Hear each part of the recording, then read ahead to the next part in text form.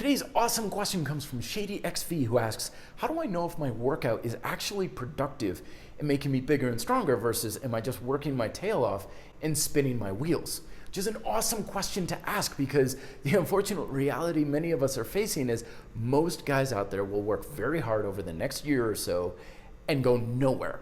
They'll stay where they're at, which is good, but they're not actually going to make any forward progress. And the reason for that is because they're not creating a progressive functional demand on their muscles. That's the one and only thing that I can confidently say will help you stimulate your muscles to get bigger and stronger. Okay, so what does that even mean? Well, you'll get a lot of guys saying, well, that means put more weight on the bar, or do more reps, or take your muscles to failure. And we get all these little platitudes and fortune cookie advice that say, if you just do this one thing, then you can be confident that your muscles are going to get bigger and stronger. However, a functional demand isn't any one single variable. To go into your workout saying, I'm just gonna put more weight on the bar or I'm gonna go to failure is kind of like a mechanic showing up at a shop for like multi-million-dollar sports cars with just a hammer saying, this is the only tool I've got, let me fix everything in front of me.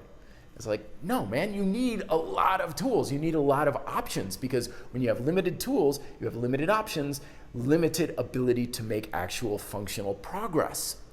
But that's why I created my table of progressive elements. There's 9 elements in there for functional opportunity, for progressive opportunity. So even if you're like, I can't do more reps or weight or whatever, you've got 7 other options there, which gives you a lot of different ways you can make progress. But it all comes down, again, to that term, functional demand, which is essentially saying, all right, muscles, you did this last time, now step it up. And by asking that question of yourself, you make it personal.